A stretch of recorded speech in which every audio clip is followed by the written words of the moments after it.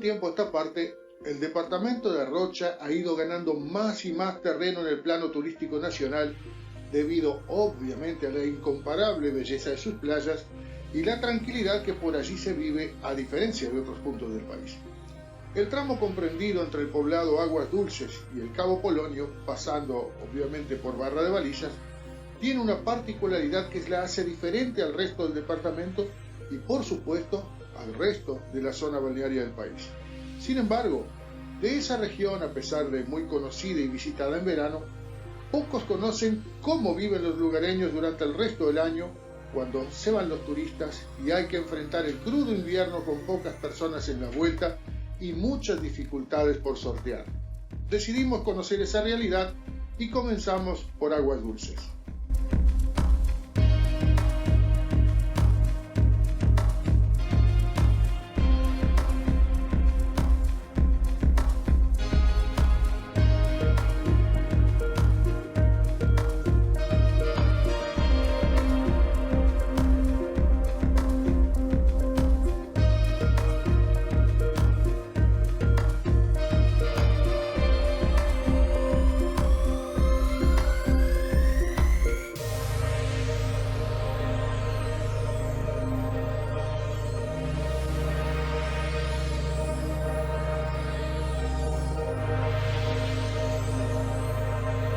El actual poblado de Aguas Dulces tiene su origen allá por los años 1800 y debe su nombre a los múltiples manantiales que existen en el lugar, enclavado geográficamente en la denominada Ensenada de Castillos. Originalmente, sus primeras edificaciones eran de junco y paja y era visitado el lugar por vecinos de la ahora denominada ciudad de Castillos, en aquellos momentos San Vicente. Para llegar hasta la costa oceánica que hoy ocupa el balneario, los moradores de San Vicente debían sortear una portera del establecimiento del vecino Amabilio Olivera, quien en algún momento decidió cerrarla y cobrar una suerte de peaje, generando de esa manera airadas protestas de los vecinos que deseaban saciar su calor en las frías aguas oceánicas. Con el pasar del tiempo, las casas de junco y paja fueron dando paso a los clásicos palafitos que hasta hace pocos años eran la tarjeta postal del lugar.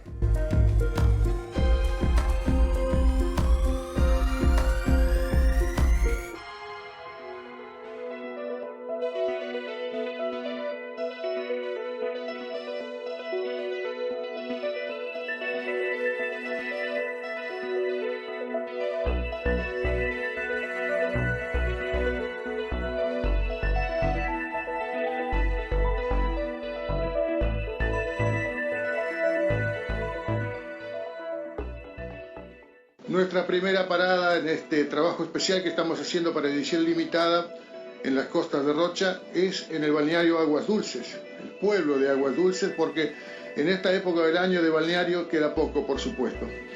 Llegamos con condiciones meteorológicas bastante inhóspitas, temperaturas del orden de 6 grados y con una sensación térmica que ronda a los apenas 2 grados centígrados y con ráfagas de viento que hasta hace poquito rato llegaban a los 80 kilómetros por hora.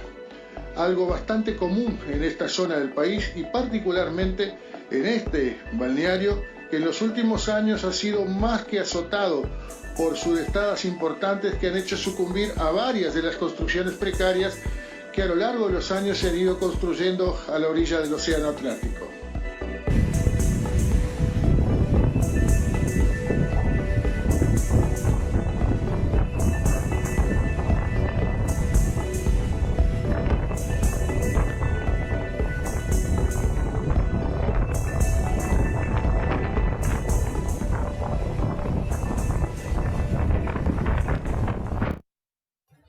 Caminando por Aguas Dulces nos encontramos con Ina. Ina, que se van a dar cuenta por el acento, obviamente no es de acá. ¿De dónde sos, Ina? De Francia. Bueno, ¿y qué hace una francesa en este lugar tan perdido del país? Estoy viajando acá y voy a ver un amigo en Valtas. Me gusta caminar. ¿Qué te llamó la atención de este lugar? ¿La naturaleza, la gente? La naturaleza, la gente, el modo de vivir, más cerca de la naturaleza, más consciente de la tierra, me encanta. Acá, ¿y a qué te dedicas cuando estás acá? Cuando estás acá. ¿Qué haces? ¿Solamente paseado? ¿Haces algún trabajo como para vivir en el tiempo? Vivía con un amigo y aprendí mucho sobre mi espiritualidad con él y como planta, como hablar con los animales, cocinar saludable, bailar. Pero bueno, nos alegramos mucho realmente que estés aprendiendo cosas y que estés valorando también. Sí. ¿Y pretendés quedarte por acá o volvés a Francia luego? Voy a continuar mi viaje, pero en América Central. Bueno, muy bienvenida acá y ojalá sigas disfrutando. Muchas gracias a usted. Hemos estado diciendo precisamente que si hay algo que caracteriza esta zona de la Costa de Rocha son precisamente la multiplicidad de naufragios que ha habido a lo largo de la historia. El Arinos, el Cocal, el Leopoldina Rosa son algunos nombres que están permanentemente en el imaginario popular. Vamos a ir justamente ahora, en este momento, al lo que queda del Arinos, este buque que naufragó en el año 1875 cuando llevaba un cargamento de monedas de oro hacia el Mato Grosso. Hacia allá vamos, vení conmigo.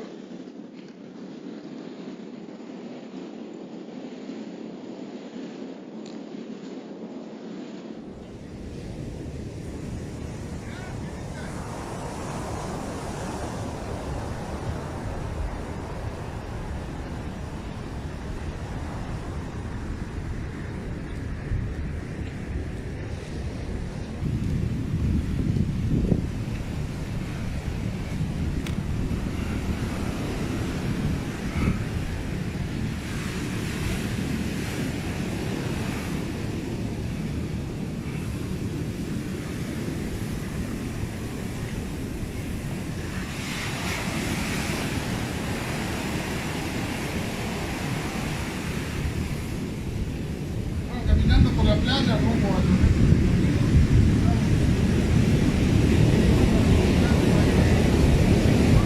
Walter, de Montevideo. ¿Viene seguido por acá? Primero Seguido, no vengo seguido, si yo tengo una casa acá, vengo cada 15 o 20 días más o menos. Entonces ya prácticamente es un lugareño. Sí, ya como uno más o menos. ¿Qué te atrajo más de este lugar de la costa rochense? Y vos sabés que en esta parte de esta época es la tranquilidad que hay, ¿no? Y después en el verano, ¿no? Que es hermoso, ¿no? Toda esta zona, digo, no, es impagable.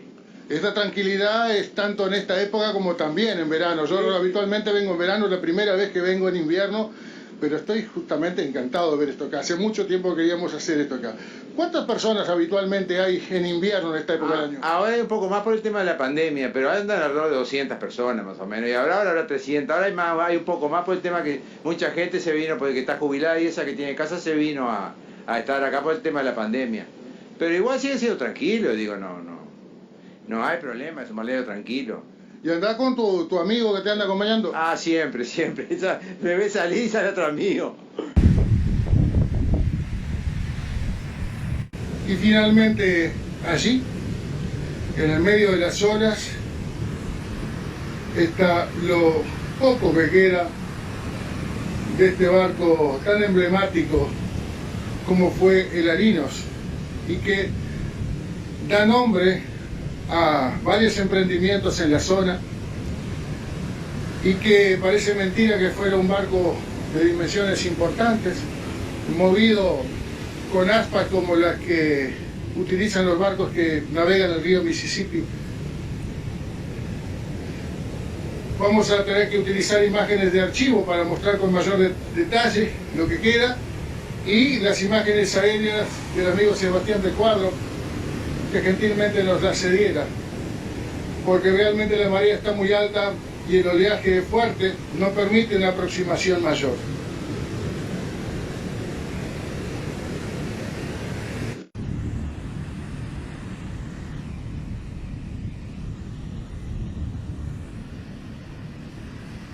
Uno de los naufragios más célebres en las inmediaciones del Cabo Polonio, el arroyo Balizas y el actual poblado y balneario Aguas Dulces, es el del buque portugués Arinos, que tuvo su trágico final frente a Aguas Dulces en el año 1875 cuando fue presa de una impresionante tormenta de circunstancias en que se dirigía con un cargamento de monedas de oro rumbo a Mato Grosso, en Brasil, donde debía hacer efectivo el pago de los costos que demandaba por aquellos tiempos mantener una guarnición militar allí.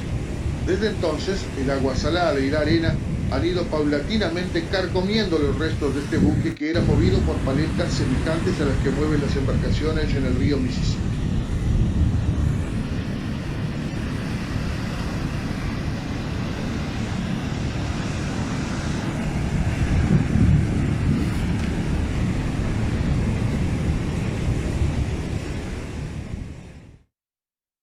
Bueno, apenas quisimos comenzar a hacer las investigaciones sobre las historias, las anécdotas de esta zona del departamento de Rocha, nos indicaron un nombre, concretamente el de don Pancho Lujambio, con quien no nos fue demasiado fácil dar, pero gracias a la intermediación de algunos conocidos, finalmente encontramos a don Pancho Lujambio. Don Pancho, ¿por qué usted sería la persona indicada, que nos han dicho tantas personas, como para contarnos algunas anécdotas, que es lo que queremos hacer para Edición Ilimitada? Los Lujambio estamos acá desde el año 1842, cuando la patria era casi adolescente.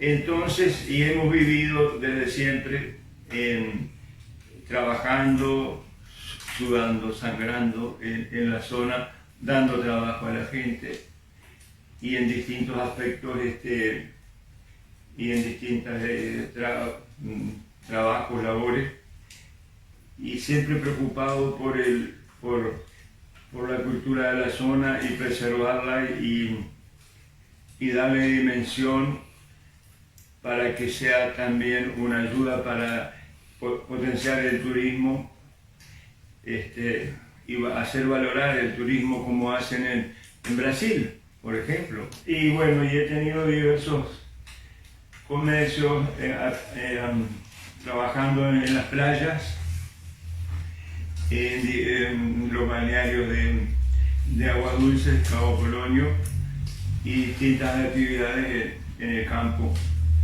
Entonces, se diría, y soy veterano, tengo 70, se diría que puedo ser un referente para contar historias de cómo fue evolucionando la tarea turística y agropecuaria y, en definitiva, comercial de la zona, y sus distintos actores culturales que ya están fallecidos.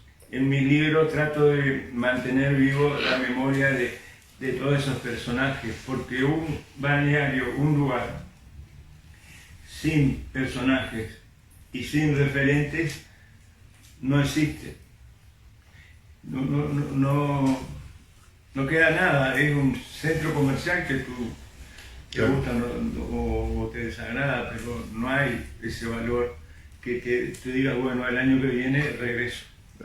Usted ha dedicado buena parte de su vida a la investigación justamente y a recopilar datos que van a quedar, por supuesto, de aquí y por siempre en la historia de esta zona tan particular del país. ¿Qué lo impulsó precisamente a dedicarse a eso? Habida cuenta que usted, como nos dijimos fuera de cámara, es jubilado rural, pero también ha tenido y tiene emprendimientos comerciales en toda esta zona.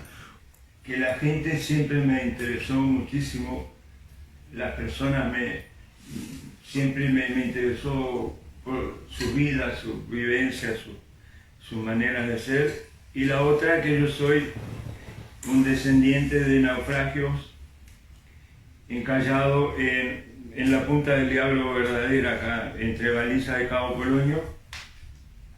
De los pocos sobrevivientes que quedaron en el naufragio de Leopoldina Rosa, quedó una sola señora y murieron más de 100 descendientes de vascos. Entonces, la historia siempre me ha marcado porque es en parte mi historia. Han habido más de 200 naufragios en la zona, conocidos. donde ha muerto muchísima gente, donde hay muchas historias de contar, donde vinieron los apellidos que fuera la zona hoy. Es una zona de... Por eso le decían Punta del Diablo, porque ahí era donde todo el mundo encallaba y naufragaba y moría. Y si usted mira los mapas de Uruguay, va a ver que la Punta del Diablo está ahí, entre Balizas y Cabo Polonio. Sí. Esos restos que veíamos hace 30 años de un barco encallado justamente ahí en ese lugar, ¿qué barco sería? Porque lo recordamos que todavía tenía algo bastante entero, se ve que no tendrían demasiadas décadas de estar allí, ya no queda más nada. Y hubieron, varios naufragios más recientes. El último de ellos es ¿El Valiente puede ser? ¿Cuál? ¿El Valiente? ¿El Barreminas de la Armada? No lo tengo, pero no fue. Creo que fue el Francisco Rojo y además puede haber sido también.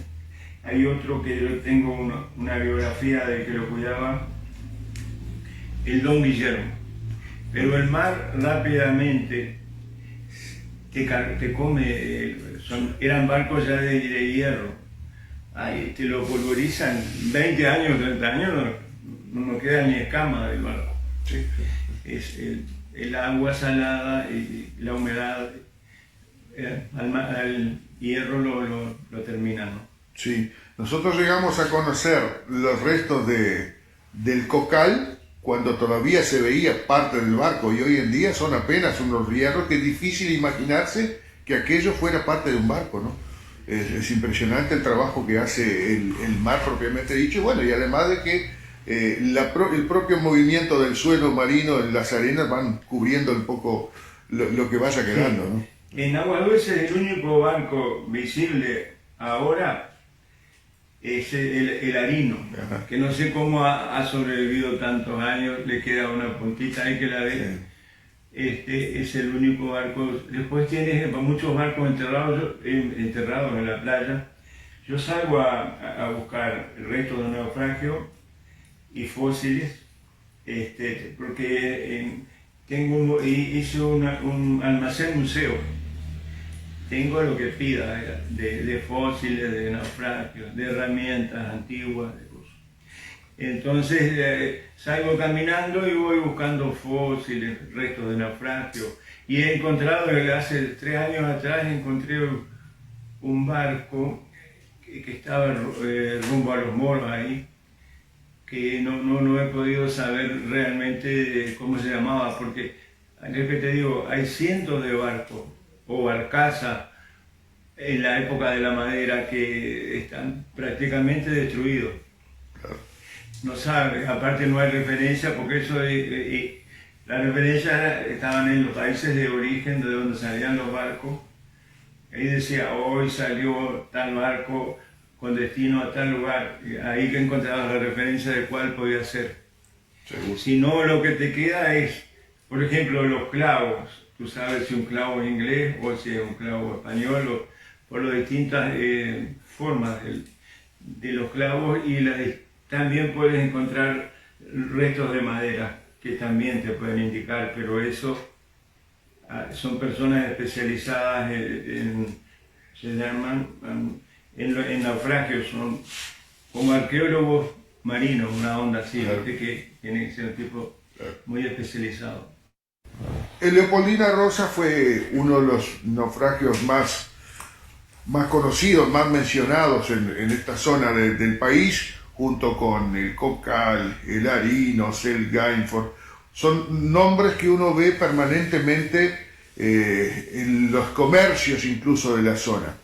Y usted nos decía que usted es descendiente precisamente de náufragos de ese buque, el Leopoldina Rosa.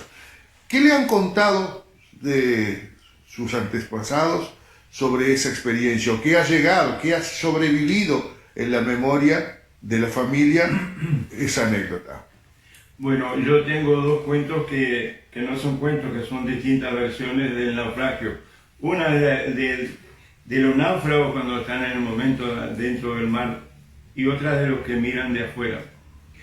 En una palabra, venían 350 vascos y los agarró un temporal ahí contra la Punta del Diablo de madrugada.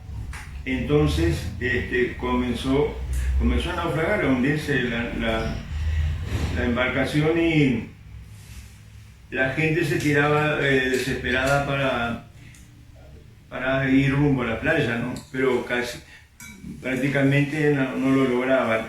Es decir, ahí murieron todas las mujeres menos una.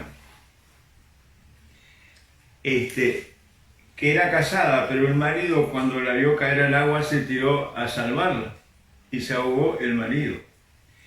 Entonces, de todas las personas que habían quedado vivas, un lujambio se hizo cargo de la señora para que no, porque en esas épocas, imagínate que era un desierto de arena total, porque uno se imagina en el presente, ¿no? Imagínate en el pasado, no había un árbol, hasta que yo era una persona, un adolescente, no había árboles, la ruta 9 la pasaban las arenas por arriba, y tú mirabas a un lado la laguna y a otro lado el mar. Y tú imagínate naufragar en un lugar que no entienden lo que tú hablas.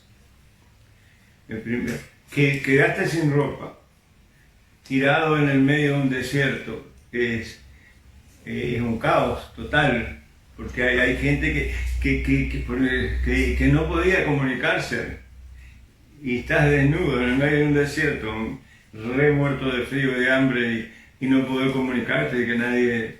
Ese fue un ejemplo de un alemán que le pusieron de apellido a Monte porque él no podía decir su apellido, no lo entendía. Y le dijeron, bueno, está Monte, así que le vamos a poner a Monte. Es decir, eran historias increíbles que hoy en día no son muy comprendidas, pero así fue la historia de mi familia. Ahí nos recogieron unos campesinos, nos llevaron a una estancia y ahí nos dieron de comer y de ahí nos venimos para Castillo. Y ahí comenzamos las actividades laborales, ¿no? A sentarnos en la zona y comenzar nuestras actividades laborales.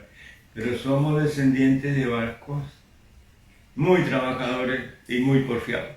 Eso es nuestra... Bueno, es la biografía del Bonito, que cuidaba del don Guillermo, y comienza así. Todas las noches me arrulla el mar, hasta los domingos más grises, más tristes. Aunque a veces golpea fuerte, a veces lo odio. Sueño siempre con esa sirena, la mía. Me observa mucho, muy mujer ella, como preguntándose, ¿qué hace el Bonito? Luego se retira, llena de tristeza, es que no comprende, creo. Pero el barco continúa allí, imperturbable, y yo también. Ninguno de los dos afloja. Quizás, tal vez, me necesita. Necesita que lo cuiden, que lo protejan de tanto contrabandista y de los ladrones. Quizás de alguna manera yo también lo necesito, como motivo de vida, como una misión. La tarde arde. Al amanecer, cuando mueren nuevamente los fantasmas del naufragio, comienzan las nubes de arena voladora. Engañosa, la playa se llena de gaviotas, de lobos heridos y las espumas blancas del mar. Hay fotos de mujeres finadas esparcidas por la playa, o tal vez me lo imagino. Es gente que se ha marchado, que no están, que no regresarán nunca. Enamorados dolientes, inolvidables, lejanos. Llegan turistas, también preguntan, ¿qué cuida Bonito? Me cuido a mí y a ese barco, contesto. Me quedo en silencio, hago un cigarro, miro hacia el costado un año, no les converso más para que se vayan, para que me dejen solo, para que no pregunten si no entienden, para que me dejen solo. Solo pienso mejor en ella, la recuerdo nítida a ella, solo a ella. Quisiera recordar otra cosa, a otra mujer, a otra, pero no puedo, no es posible. Esa es la versión del Bonito. Después hay leyendas y cuentos que estoy terminando de armar ahora para el próximo verano. Fuera de cámaras estábamos comentando, pero me gustaría que usted lo comentara justamente para los televidentes de Edición Ilimitada. ¿Quién fue el Bonito precisamente? La anécdota que usted me contaba fuera del micrófono sobre el cuidado durante tanto tiempo de ese barco. Y él terminó su vida en la vuelta, es decir, no, te digo, era gente de la zona. Hay un escritor que decía, que se llama Strássula, que te describe el Polonio de esa manera, que los tipos decían, detrás de las dunas no hay nada. ¿Cómo no hay nada? Sí, no hay nada. Entonces no salían nunca del Polonio por eso, porque pensaban que no había más nada. Y la gente que estaba en la zona, en la vuelta, claro. Y que vivían y sabían cómo vivir, cómo sacar una almeja, un berberecho, un pez, un alga, un mejillón, y sabían cómo se habían adaptado a la zona. Este señor, el Bonito, cuya biografía acabamos de escuchar usted, durante mucho tiempo estuvo custodiando el barco de motus propio. ¿Por cuánto tiempo estuvo allí y sin percibir nada, no? Y yo digo, no lo tengo tan claro, pero estuvo muchísimos años hasta que el barco se terminó de destruir, ¿no? Pero él no percibió un peso ni nada, nadie le puede llevar nada. Y como que le habían dicho, tiene que cuidar el barco, que vamos a traer algo. El tipo se encarapechó a decir, no, yo lo voy a cuidar. Le decían el Bonito porque era muy feo, de tan feo que era el los personajes de Agua Dulce, por ejemplo. El Trator Terra era un viejo eterno, de viejo, y se iba todos los días caminando, de Bota de Goma, de Castillo a Agua Dulce, a sacar los médanos. Y el tipo, pero cuando venían las tormentas de arena, que te tapaba la casa hasta el techo. Che, Trator, ¿cuántas carretillas tendrás acá? Sacaba carretillas, no al Trator. Y acá eran unas 5 o 10.000 carretillas más o menos, y ahí se cascaba. Y dale, después terminaba, le daba todo el día y después se venía caminando de Bota de Goma para Castillo, pero era un viejo que te cagaba de risa porque tenía unos lentes, que esos culos de botella que le llaman. No veía nada, esos tipos que no ven nada, ¿no? Cosas así. Pero le decíamos el Trator, porque era tan guapo que era aquello como... Y esos personajes están en este libro, están todos ellos.